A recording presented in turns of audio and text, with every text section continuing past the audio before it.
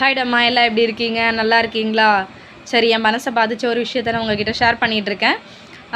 அதோடைய கண்டினியூ வீடியோவை தான் நான் போட்டுட்ருக்கேன். நான் ஏற்கனவே அந்த ஷேர் பண்ண வீடியோவை நீங்கள் பார்க்காம இருந்தீங்கன்னா போய் பார்த்துட்டு வந்துடுங்க. அப்போ தான் உங்களுக்கு புரியும் வீடியோ. ஓகேவா? சரி, வாங்க நம்ம விஷயத்துக்குள்ளே போகலாம்.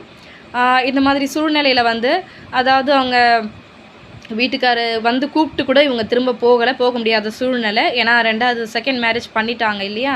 பண்ணிவிட்டு குழந்தைங்கள்லாம் வேறு பிறந்துருச்சு. அப்படி இருக்கும்போது அவங்க 2வது அந்த பரதேசி சொன்னேன் இல்லையா, 2வது கணவர், அவருக்கே ஆல்ரெடி 2 மேரேஜ் ஆகிட்டு இவங்களை 3ஆம் தரமாக தான் கல்யாணம் பண்ணியிருக்காரு. அப்படி பண்ணியிருக்கும்போது இவர் உருப்படியாக வேலைக்கு போக மாட்டார். குடி, கஞ்சா, அந்த கில்லி கோலிலாம் சொல்லுவாங்க இல்லையா, அந்த காலகட்டத்தில் வேலை வெட்டி போகாமல் எத்தனை அயோக்கியம் தானே பண்ண முடியுமோ அது எல்லாமே பண்ணிட்டு இருந்திருக்காரு. சுத்தமாக வேலைக்கு போக மாட்டார். குழந்தைங்களுக்கு காசு கொடுக்க மாட்டார். குடிக்கிறதுக்கு காசு வேணும்னு சொல்லிட்டு அவங்கள டார்ச்சர் வேற பண்ணுவாங்க. அவங்க என்ன பண்ண முடியும்? குழந்தைங்கள வச்சுட்டு இருக்கும்போது இந்த மாதிரி சூழ்நிலையில் அவங்க வியாபாரம் பண்ணுவாங்க. அதாவது கீரை வியாபாரத்துக்கு போவாங்க. வேறு ஏதாச்சும் வியாபாரம், பருப்பு வியாபாரம், இந்த மாதிரி நிறைய வியாபாரங்களுக்கெல்லாம் போய் காய்கறி வியாபாரம் இந்த மாதிரிலாம் பண்ணிவிட்டு அதை வச்சு குழந்தைங்கள காப்பாற்றிட்டு இருந்தாங்க. அப்படி இருக்கும்போது என்ன பண்ணிட்டாங்கன்னா, ஒரு குழந்தை பிறந்துருச்சு. இப்போ இன்றைக்கெலாம் அந்த காப்பர்ட்டி இந்த மாதிரி இருக்கிற விஷயம்லாம், கருத்தடை விஷயம்லாம் இருக்கிற மாதிரி அந்த காலகட்டத்தில் இருந்துச்சா இல்லையான்னு தெரியல. எனக்கு தெரிஞ்சு இருந்திருக்காதுன்னு தான் நினைக்கிறேன். அப்படி இருக்கும்போது இன்னொரு குழந்தை பிறந்துட்டு இவர் காசு கொடுக்காத சூழ்நிலையில் அந்த குழந்தைய பார்த்துக்கவும் முடியாமல், பாலும் கொடுக்க முடியாமல், சொல்கிறதுக்கே கஷ்டமாக தான் இருக்குது. ரொம்ப கஷ்டமாக இருக்குது. அப்படி இருக்கும்போது, ஏன்னா நானும் ஒரு குழந்தைய வச்சுருக்கேன், அது சொல்லும்போது எனக்கு ரொம்ப கஷ்டமாக இருக்குது.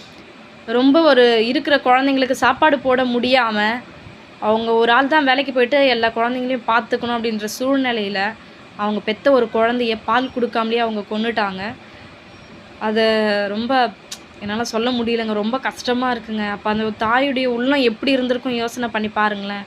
இத்தனை கடவுள் நம்மளுக்கு இப்படிப்பட்ட ஒரு தகப்பனையும் பறிச்சுட்டு குடும்பத்தையும் பிரிச்சுட்டு இப்படி ஒரு சூழ்நிலையில் எடுத்துகிட்டு வந்து நம்மளை தள்ளிட்டாங்களே அப்படி சொல்லி யோசனை பண்ணி எதுவுமே முடியல அவங்களால. ஏன்னா நானே நிறைய டைமில் என்ன பண்ணியிருக்கேன்னா, என் குழந்தைய சரியாக கவனிக்க முடியாது. ஏன்னா நான் வளர்ந்த விதம் அப்படின்னு நான் அனுபவித்த கஷ்டங்கள் அப்படின்றதுனால என் குழந்தைய சில சமயத்தில் கவனிக்க முடியாமல் போகும்போது என் மனசு ரொம்ப கஷ்டப்படும். அதை அனுபவிக்கிறவங்களுக்கு தான் தெரியும்னு சொல்ல முடியும். ஒரு குழந்தைய நீ அநியாயத்துக்கு இப்படி கொண்டுட்டாங்களே பால் கொடுக்காம அப்படின்னு நம்மளுக்கு ஃபீலிங்காக இருக்கும். எனக்கும் அப்படி தான் இருந்துச்சு. ஆனால் அவங்களுடைய சூழ்நிலையில் இருந்து பார்த்தா தான் அந்த வலி வேதனைலாம் புரியும். அந்த குழந்தை இறந்து போயிடுது. பால் குடிக்க முடியாமல் இறந்து போயிடுது அந்த குழந்தை.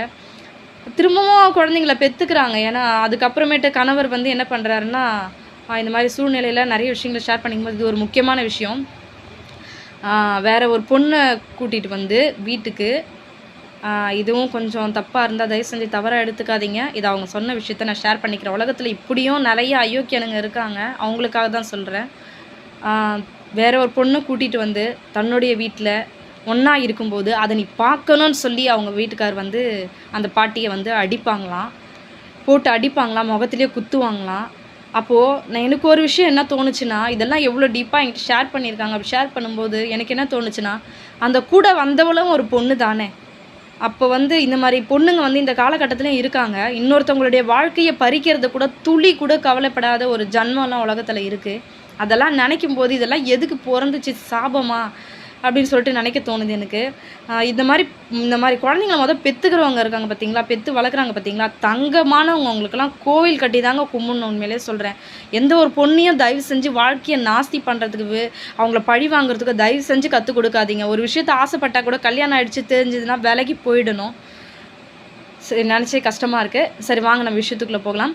அந்த மாதிரி சூழ்நிலையில் அந்த பொண்ணை பார்க்கணும், நாங்கள் எப்படி இருக்கோம் நீ பார்க்கணுன்னு சொல்லிட்டு அடித்து டார்ச்சர் பண்ணுவாராம். எந்த ஒரு பொண்ணுக்கும் இந்த மாதிரி ஒரு கஷ்டம் நடக்கவே கூடாது.